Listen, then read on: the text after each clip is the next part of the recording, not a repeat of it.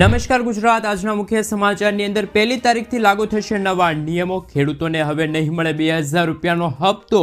ગોચરણની જમીનને લઈને સરકારને ફટકો। મહિલાઓને મળશે 15000 રૂપિયાની સહાય। ડ્રાઇવિંગ લાયસન્સના નવા નિયમો। રાશન કાર્ડ ધારકોને મળશે હવે 2 લાખ રૂપિયા સુધીની લોન।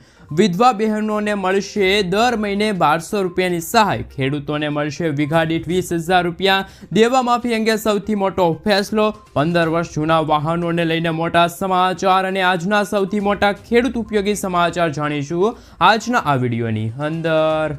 મિત્રો, દરેક સમાચાર દરેક માહિતી જણાવીએ એ પહેલા ગુજરાતના જે પણ મિત્રો ચેનલ પર જો પહેલી વાર આવ્યા હોય તો મિત્રો ખાસ કરીને વિડીયોને એક લાઇક કરી ચેનલને સબસ્ક્રાઇબ કરવાનું ભૂલતા નહીં। સાથે આજનો આ વિડીયો છે જેને અંત સુધી જોતા રહેજો। મિત્રો, અત્યારના તાજા સમાચાર વિશે વાત કરીએ તો 1 તારીખથી બદલાશે નવા નિયમો। ફેબ્રુઆરી મહિનો પૂરો થવા જઈ રહ્યો છે અને માર્ચ મહિનાની શરૂઆત થશે। દર મહિનાની જેમ માર્ચ મહિનામાં પણ ઘણા મોટા ફેરફારો થવાના છે। આ ફેરફારો મહિનાની 1 તારીખથી જ અમલમાં આવશે। ખાસ કરીને મિત્રો જે વ્યક્તિ છે, જનતા છે, ગુજરાતવાસીઓ છે, એમના ખિસ્સા ઉપર અસર થશે। કારણ કે મિત્રો 1 માર્ચથી ઘણા બધા નિયમો છે બદલાવા જઈ રહ્યા છે, જે ગ્રાહકો માટે ખૂબ જ મહત્વપૂર્ણ સાબિત થશે। આમાં તમારા રાંધણ ગેસથી લઈને બેન્કિંગ, ટેલિકોમ અને પ્રવાસન સંબંધિત નિયમો સુધીની દરેક બાબતોનો સમાવેશ થાય છે। મિત્રો, ત્યાર પછીના સમાચાર વિશે વાત કરીએ તો વીમા વગરના વાહન ચાલકો છે એ સાવધાન થઈ જાજો। કારણ કે મિત્રો નવા નિયમો અનુસાર મહત્વપૂર્ણ સમાચાર સામે આવી રહ્યા છે। રસ્તા ઉપર થતા અકસ્માતના જોખમને રોકવા મિત્રો કેન્દ્ર સરકારે મોટી એક્શન લીધી છે અને હવે ગાડીઓનો થર્ડ પાર્ટી વીમો હોવો જરૂરી કહી દીધું છે। મોટર વ્હીકલ એક્ટ 199ની ધારા 146 અંતર્ગત ભારતીય રસ્તા ઉપર ચાલતી તમામ ગાડીઓના થર્ડ પાર્ટી વીમા હોવા જરૂરી છે। ખાસ મિત્રો જે લોકો પાસે વાહનનો વીમો નથી તો એને દંડ પણ થઈ શકે છે। ખાસ મિત્રો નવા નિયમો અનુસાર પહેલી વાર અપરાધ થવા પર 3 મહિનાની જેલ અને 2000 રૂપિયાનો દંડ થશે। બીજી વાર ભૂલ થવા પર તમને 3 મહિનાની જેલ અને 4000 રૂપિયાનો દંડ થઈ શકે છે। જો આપણી ગાડીનો ઇન્સ્યોરન્સ પણ ખતમ થઈ ચૂક્યો છે અથવા તો થવાનો છે તો તાત્કાલિક પોલિસી રિન્યૂ કરાવી લેજો, નહીંતર તો આ ભૂલ છે તમને ભારે પડી શકે છે। મિત્રો, ત્યાર પછીના સમાચાર વિશે વાત કરીએ તો રાશન કાર્ડ ધારકો માટે સૌથી મોટા સમાચાર સામે આવી રહ્યા છે। નવી ભેટ મળવા જઈ રહી છે। રાશન કાર્ડ ધારકો માટે સરકારે મહત્વપૂર્ણ નિર્ણય લીધો। ગરીબોને આપવામાં આવતું અનાજ હવે પેકેટમાં અપાશે।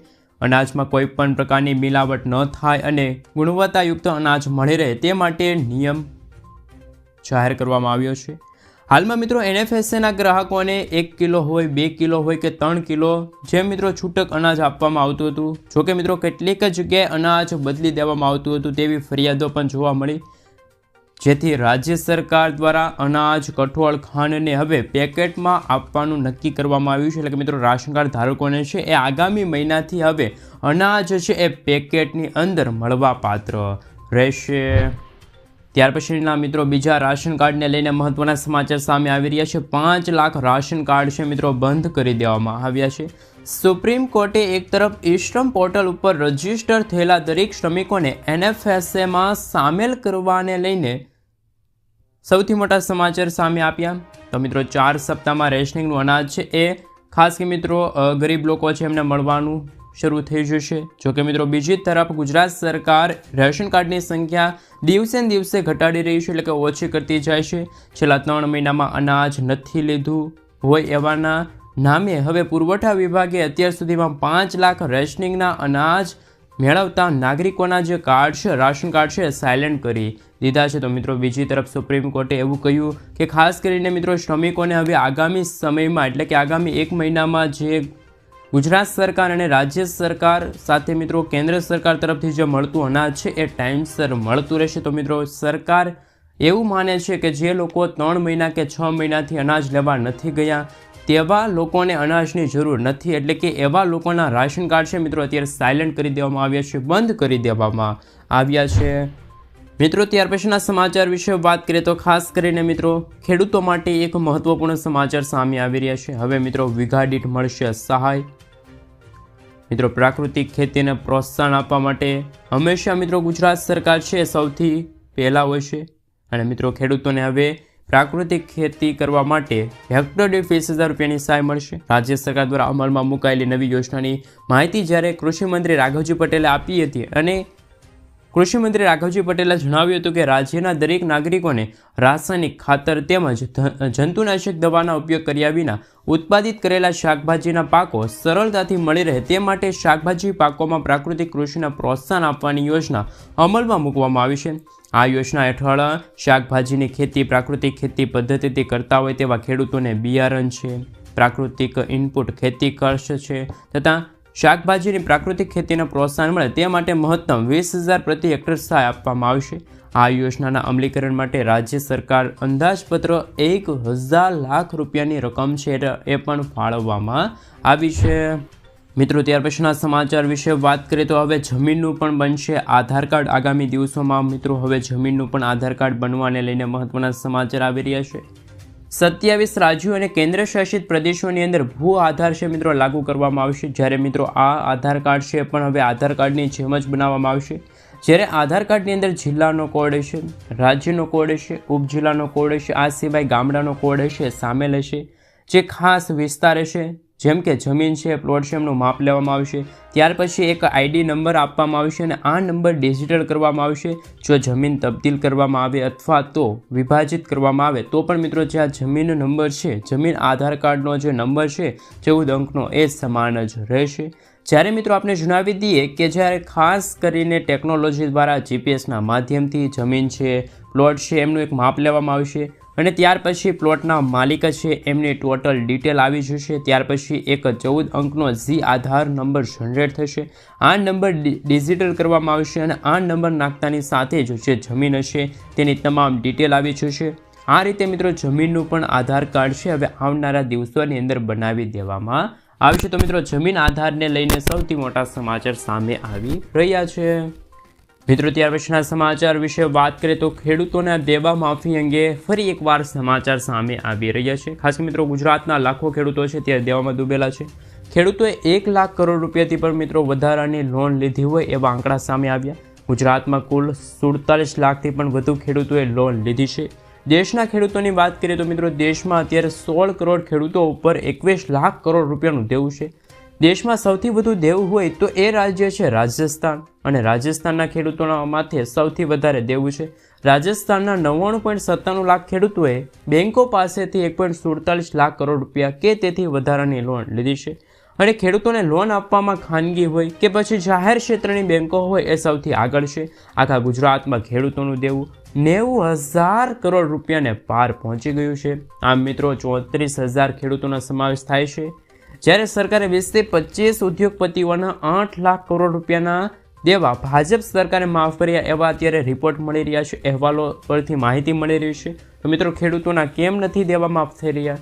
દેવું માફ થવું જોઈએ. ઘણી વખત ખેડૂતો દ્વારા કિસાન સંઘ સમિતિ દ્વારા દેવા માફીની માંગણી કરવામાં આવતી હોય છે. જ્યારે મિત્રો તેલંગાણાની ભાજપ સરકારે ખેડૂતોના 1 લાખ રૂપિયા સુધીના દેવા માફ કર્યા તો ગુજરાતની અંદર પણ ભાજપની સરકાર છે. તો ખેડૂતોના દેવા માફ થવા જોઈએ કે ના થવા જોઈએ ખાસ તમે મને નીચે કોમેન્ટ બોક્સમાં કોમેન્ટ કરીને જરૂરથી જણાવી આપજો.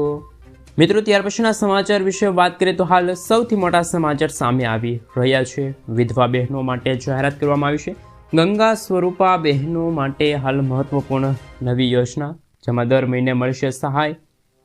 હાલમાં વડાપ્રધાન અને ખાસ કરીને મિત્રો ગુજરાતના તત્કાલીન મુખ્યમંત્રી જ્યારે આપણા નરેન્દ્રભાઈ મોદી હતા ત્યારે તેઓએ ગંગા સ્વરૂપા આર્થિક સહાય યોજનાની શરૂ કરી હતી. આ યોજના હેઠળ 18 વર્ષ કે તેથી વધુ વય ધરાવતી વિધવા બહેનોને માસિક 1,250 રૂપિયા પેન્શન દર મહિને આપવા માટે એક જાહેરાત કરી હતી. અને મિત્રો આ રકમ છે તેમના બેંક ખાતામાં જમા કરવામાં આવતી હતી. રકમ 1 વર્ષ સુધી જે બાદ લાભાર્થીઓને પૂર્ણ લગ્ન કર્યા નથી તેનું પ્રમાણપત્ર રજૂ કરવાનું રહેશે. આ પ્રમાણપત્ર દર વર્ષે જુલાઈ મહિનામાં રજૂ કરવાનું હોય છે. 50 વર્ષથી પણ વધુ વય ધરાવતા વિધવા માતા બહેનોને આ પ્રમાણપત્ર લેવામાંથી મુક્તિ આપવાનો નિર્ણય પણ હાલ મિત્રો કેન્દ્ર સરકાર રાજ્ય સરકાર તરફથી લેવામાં આવ્યો છે. મિત્રો ત્યાર પછીના સમાચાર વિશે વાત કરીએ તો હાલ મહત્વપૂર્ણ સમાચાર સામે આવી રહ્યા છે. તેમના વિશે મિત્રો થોડીક વિગતવાર માહિતી આપણે મેળવીશું. ખાસ મિત્રો વારંવાર કેવાયસીની ઝંઝટ થશે હવે ખતમ. મિત્રો આધાર કાર્ડ હોય, બેંક હોય, રાશન કાર્ડ હોય, મ્યુચ્યુઅલ ફંડ હોય, પાન કાર્ડ હોય, આ દરેક કામોમાં તમારે વારંવાર કેવાયસી કરાવવું પડતું હોય છે.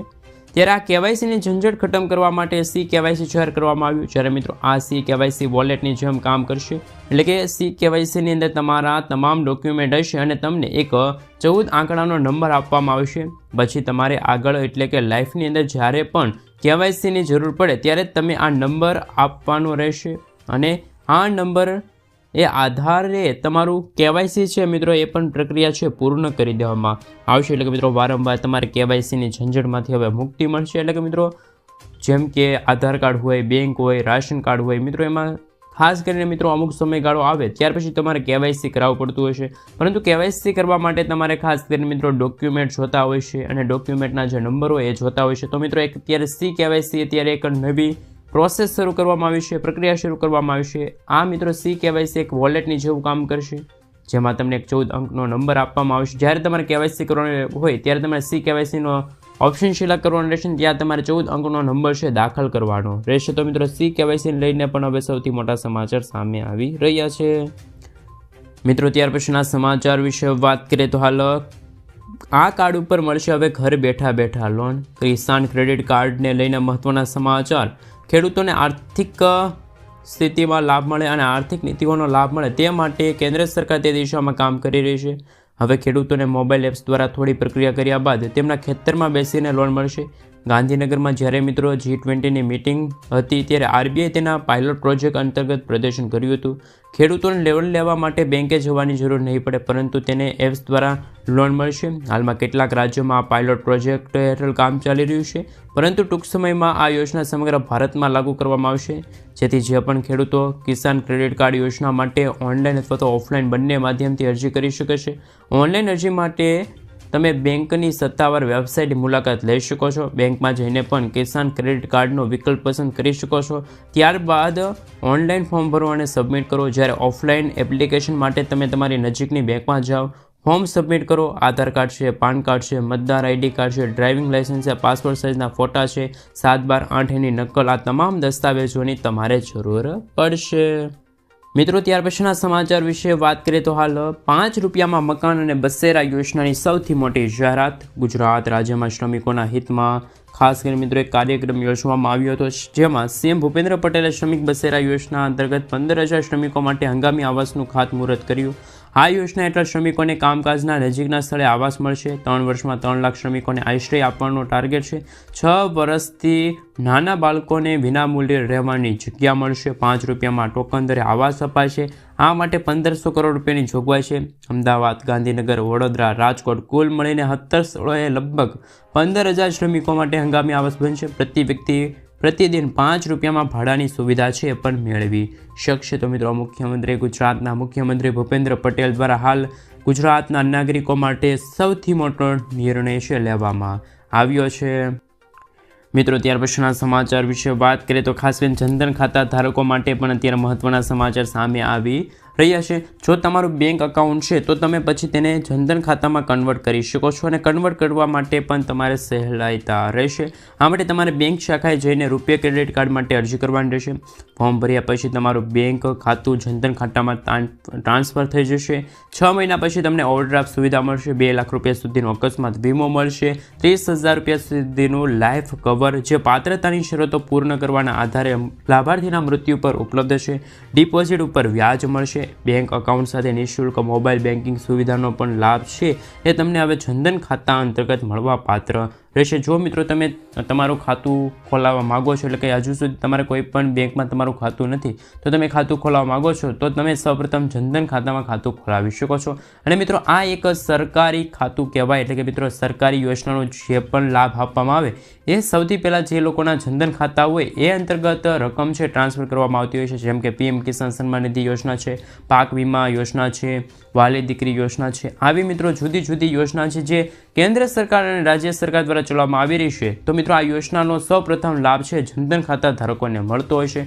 તો મિત્રો હાલ તમારું પણ જનધન ખાતું હોય તો તમે આ યોજના અંતર્ગત લાભ છે મેળવી શકો છો. તો મિત્રો જનધન ખાતાને લઈને પણ અત્યારે મહત્વપૂર્ણ સમાચાર છે મળી રહ્યા છે. મિત્રો ત્યાર પછીના સમાચાર વિશે વાત કરીએ તો હાલ મહત્વપૂર્ણ સમાચાર સામે આવી રહ્યા છે. હવે ડ્રાઈવર વિનાની કારને લઈને સૌથી મોટું નિવેદન આપણા ખાસ મિત્રો જે પરિવહન મંત્રી છે એમના દ્વારા આપવામાં આવ્યું. વડાપ્રધાન નરેન્દ્ર મોદી ડ્રાઈવરલેસ કાર બનાવતા ટેસ્લાના માલિક ઇલોન મસ્કને ભારત આવવા માટે આમંત્રણ આપી રહ્યા છે. આવા સમયે નીતિન ગડકરીએ હિંમતભરે આ વાત કરી. નીતિન ગડકરીએ ભારતમાં ડ્રાઈવરલેસ કારનો વિરોધ કર્યો છે. તેમણે એક કાર્યક્રમમાં કહ્યું હતું કે હું ભારતમાં ડ્રાઈવર વિનાની કારને ક્યારેય મંજૂરી નહીં આપું, કારણ કે ઘણા ડ્રાઈવરોની નોકરી છીનવી લેશે અને હું કદી થવા નહીં દઉં. ભારતમાં આશરે 80 લાખ ડ્રાઈવરો છે અને ડ્રાઈવરલેસ કાર આવે તો તેઓ બેકાર થવાની શક્યતા પણ જોવા મળી રહેલી છે. મિત્રો, ત્યાર પછીના સમાચાર વિશે વાત કરીએ તો ખાસ કરીને મહિલાઓને મળશે મફત ગેસ સિલિન્ડર. કેન્દ્ર સરકારની સૌથી મોટી ભેટ. ભારત સરકાર દેશના લોકો માટે તેમની વિવિધ જરૂરિયાતો અનુસાર યોજનાઓ ચલાવે છે. દેશના કરોડો લોકોને સરકારી યોજનાનો લાભ મળે છે. દેશમાં હજુ પણ એવી કેટલીક જગ્યાઓ છે જ્યાં પણ લોકો રસોઈ માટે માટીના ચૂલાનો ઉપયોગ કરે છે, પરંતુ ભારત સરકારની ઉજ્જવલા યોજના હેઠળ તે મહિલાઓ ગેસ કનેક્શન મેળવી શકે છે.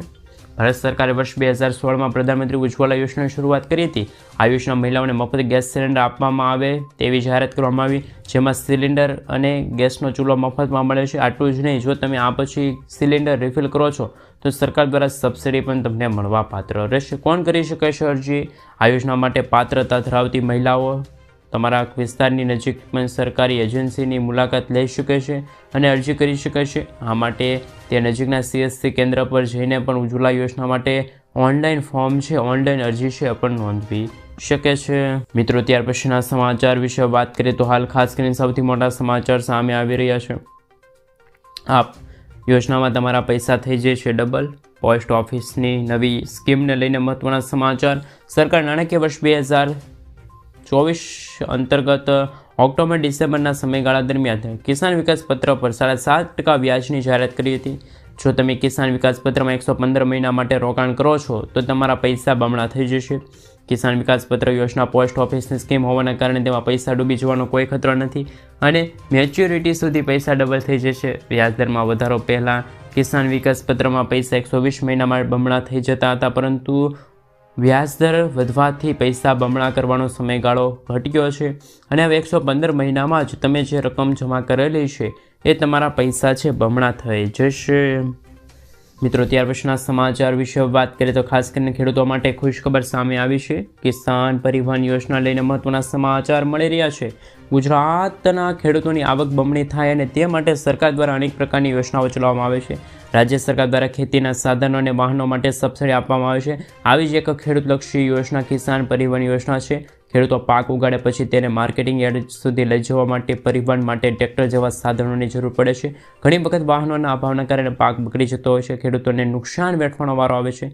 જોકે ઘણા ખેડૂતો માલવાહક વ્હીકલ પણ વાપરતા હોય છે. ત્યારે સરકાર દ્વારા કિસાન પરિવહન યોજના 2024 અંતર્ગત આ સૌથી મોટું નિવેદન હતું અને આ યોજના અંતર્ગત ગુજરાત રાજ્યમાં તમામ લોકો લાભ લઈ શકે છે. જેમાં નાના શ્રીમંત, મહિલા, SC/ST ખેડૂતોને કુલ ખર્ચના 35% અથવા તો 75,002 માંથી ઓછું હોય તે સામાન્ય રીતે અથવા કુલ ખર્ચના 25% અથવા તો 50,002 માંથી જે ઓછું હોય સબસિડી સ્વરૂપે મળવા પાત્ર રહેશે.